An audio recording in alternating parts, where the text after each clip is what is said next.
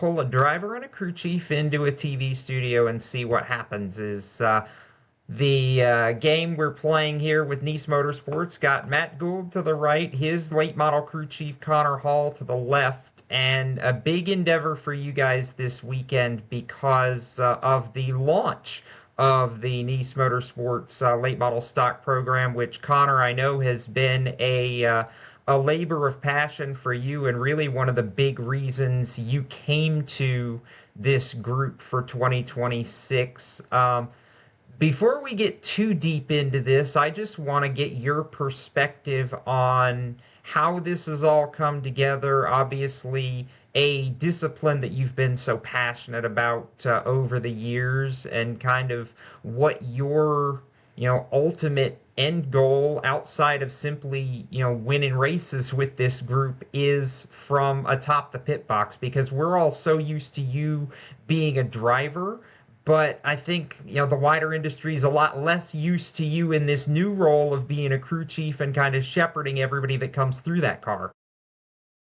Yeah, I would say when I sat down with Cody Efall back in October to kind of plan out coming to Nice to try to race trucks, once we kind of hemmed out, I guess, my role as a driver within Nice, I kind of was like, hey, is there any opportunity for me to get work Monday through Thursday also, aside from the driving deal, just because I do live down here. I need an income. I'm a young guy trying to establish myself, whether it be financially, where I'm living. Like, there's just so much up in the air when I took the job with Nice, and he was like, well, what can you do? And I was like, well, I think I can kind of do anything. I've done a lot of my own stuff forever, and he was like, you think you could build me a late model? And I was like, dude, that was literally the last thing I expected and probably the easiest thing we could knock out. So he was like, I want to start a late model program. The ownership here wants to start a late model program. And, you can race you can get your truck races and, on the weekend and Monday through Thursday, you can focus on this. And it was obviously a no-brainer for me. It was something that as everybody is very well aware of, it's something that I've done for the last 8-9 years, and I have come to love the sport of late model stock car racing in general. But so then I ordered the first chassis, and away it went. No trade secrets, obviously, but is it fair to say that all that knowledge you poured into your stuff for so many years, you were able to rely on a ton of that to make what you believe and what I think we all believe is going to be a successful program for them for the long haul?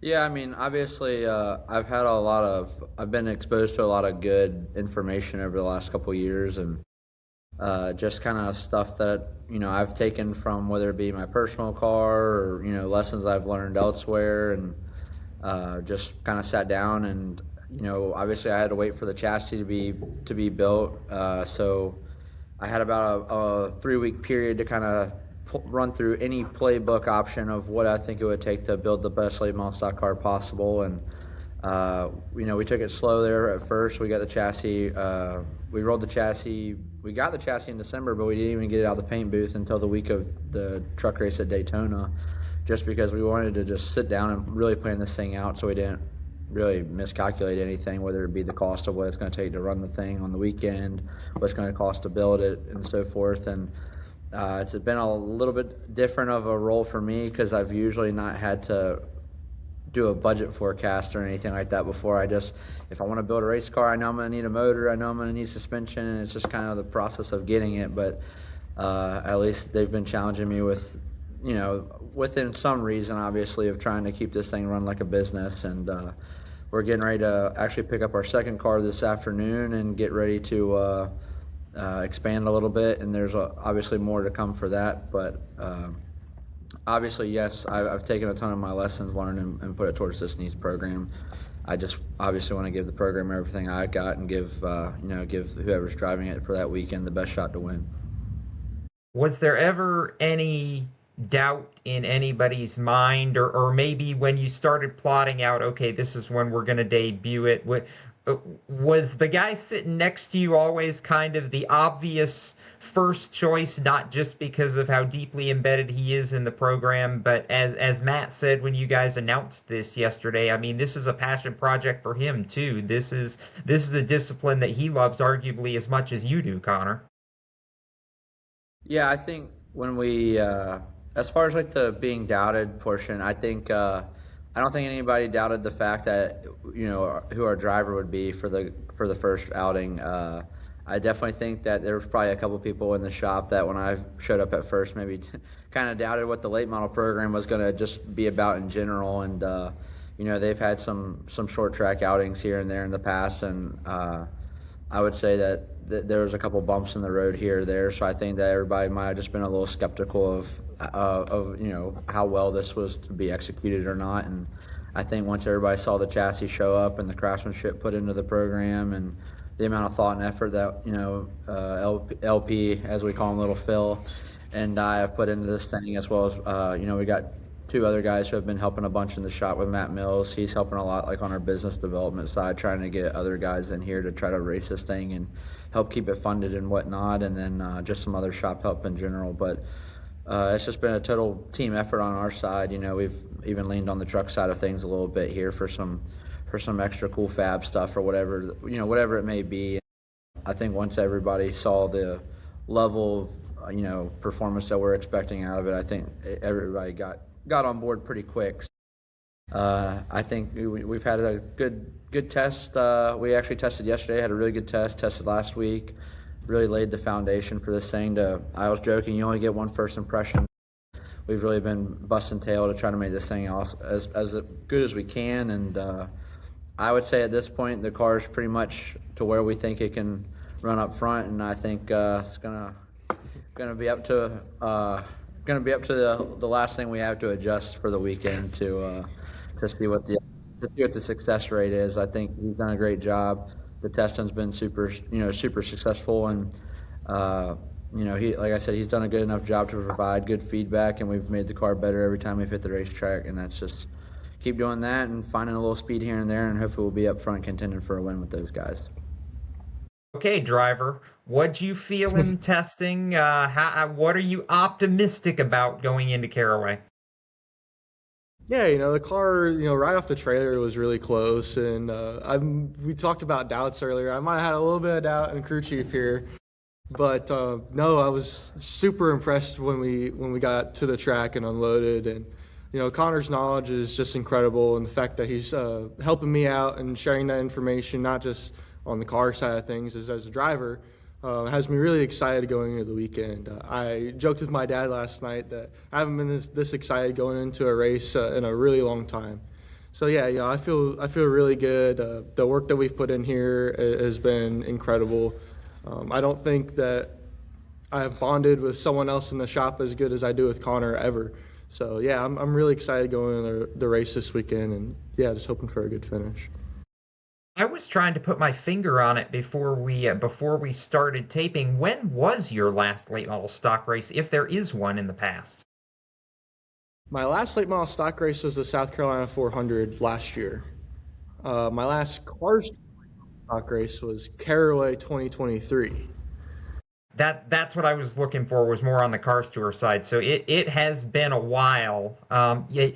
It's no secret what the competition of the Cars Tour is, but I get the sense from both of you guys, Matt, but I'll ask you, is there the feeling that all the foundation, all the work has been laid in, and because of what Connor knows, having been in the Cars Tour himself as a driver, I mean, you guys both sound like you have faith that this is not going to be a big learning curve, that everything that both of you guys know can go into dropping right into, contention and not really having to learn the field, so to speak, because you both have already been there, done that.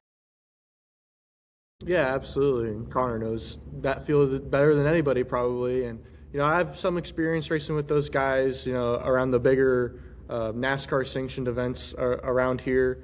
So yeah, I think we trust each other and what we're going to do.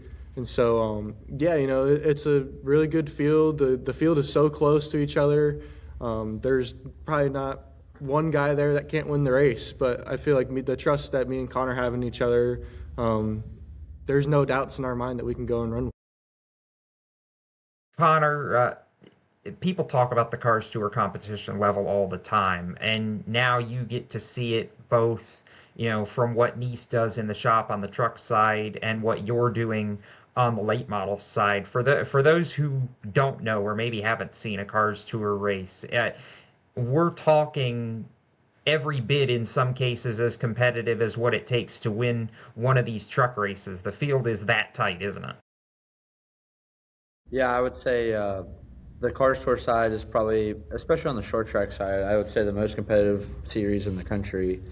There's been several times where like I've jokingly looked back and like for example like a Wilkesboro qualifying, and you look at a Wilkesboro qualifying and the pole will be a 70 and the guy starting 13th will have run a 78. Like it's just insanely tight.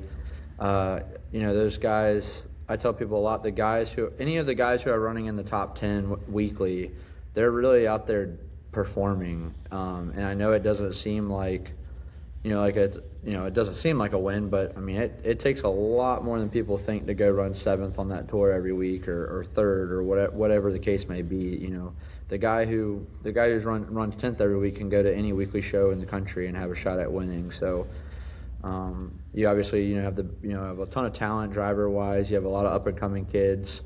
You have a lot of older veterans, and that obviously that clash kind of makes a whole different aspect in itself that you normally don't get perhaps at a weekly show. The guy running 20th has every nut, bolt, and whistle that you could possibly buy. So the equipment wise is closer than it'll ever be. And that whole combination just makes the racing super, super tight. And, that's for anybody who hasn't seen a Cars Tour race. You can usually throw a blanket over the top 10. So that's obviously what produces that level of racing and, quality of racing.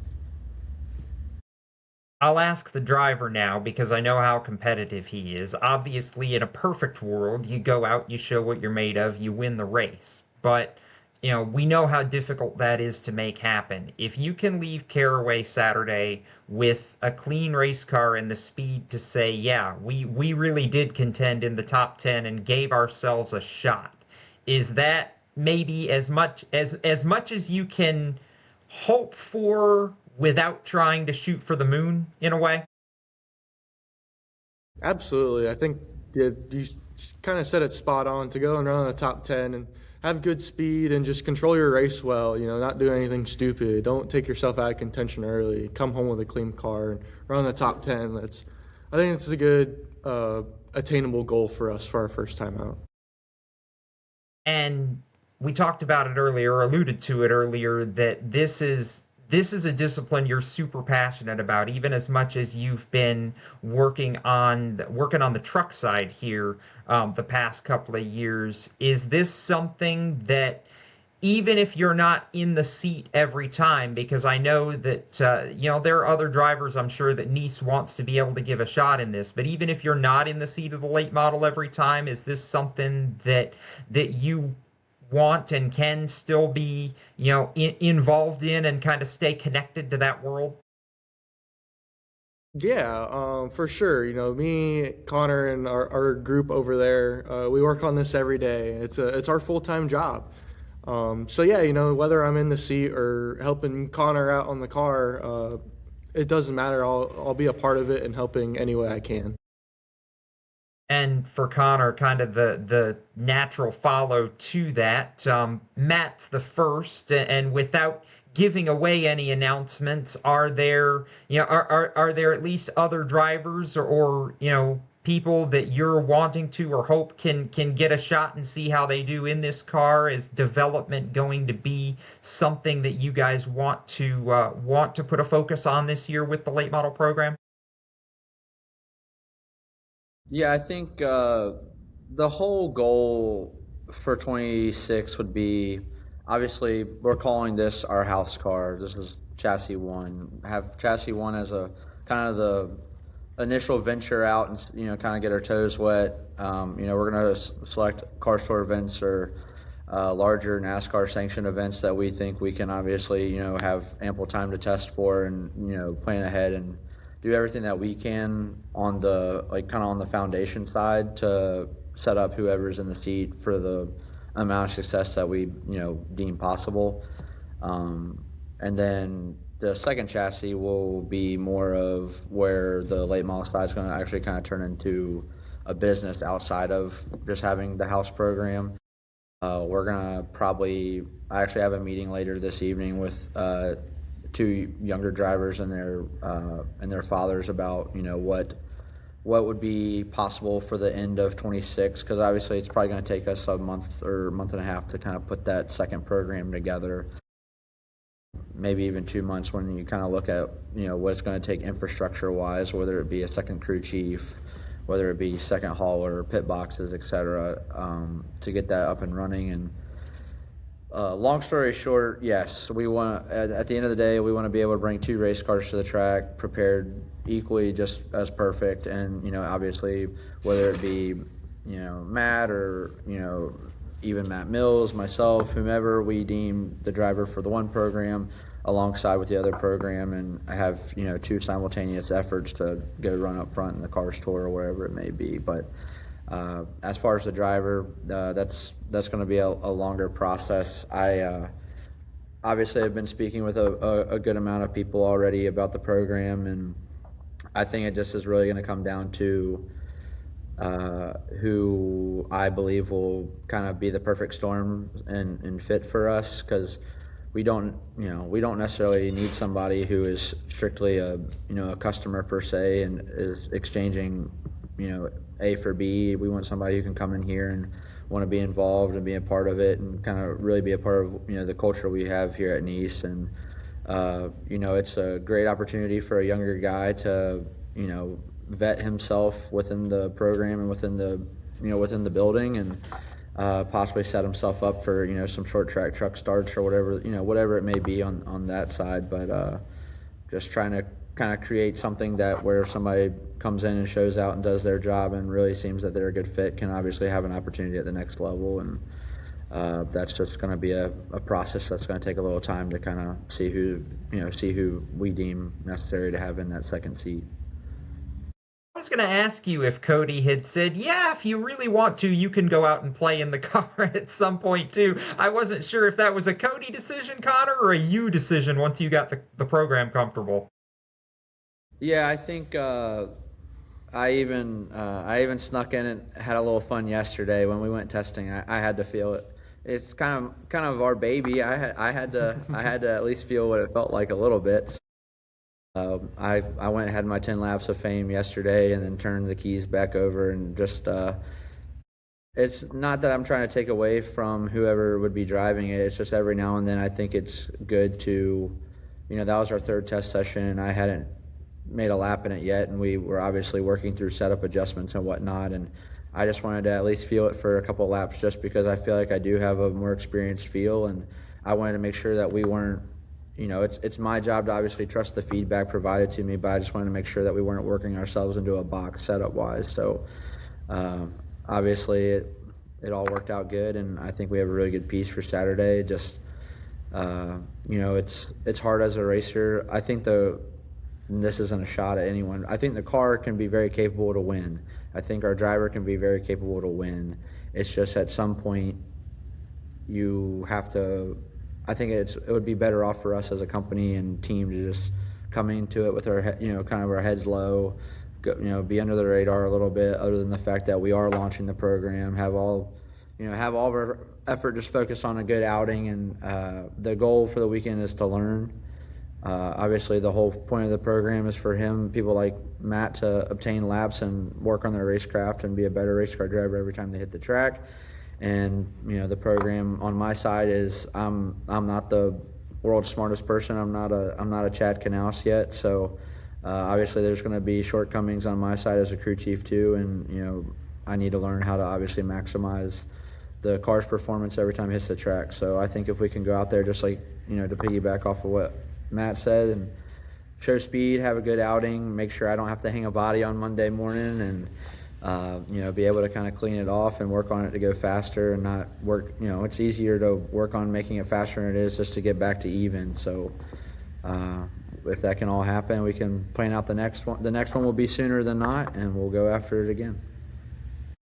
So is there a targeted next date beyond Saturday, or is that a let's get through Saturday and then we'll decide? I think there's some ideas for sure. Obviously, within the process of being tasked with a business plan for the late model program, I had to kind of propose a schedule, and a lot of our schedule for this year is working around, I'll call it conflicts on my side. This, in all reality, this year, my job first is to still be a race car driver, but secondly, crew chief this deal. And, I think everybody has a really good expectation of what our schedule should look like. And I think it's just whether, it's up to us and our execution rate to make that proposed schedule available to us. Like if we go out there and, we don't show speed or we tear up the race car or whatnot, there is no push that we have to make this event or whatnot. And I think that's honestly what I would prefer, not just because I don't want to be tied to the whole car store schedule again, but more so just I think that it has a more lighter and fun feel to it when there is no grind. Like we're not racing for points. We're strictly going for performance. Like just as I mentioned, we have been preparing for Caraway now for the last 3 weeks. I think that, take somewhere like a Wake County, for example. I don't think going to a Wake County would have been super beneficial for us as a program, because 90% of the cars come out of there needing a whole lot of work. And I think at this point in our program, like I said earlier, the time that let's say it's 40 hours, the allotted 40 hours we have in a work week needs to be towards bettering the program, not just trying to get back even.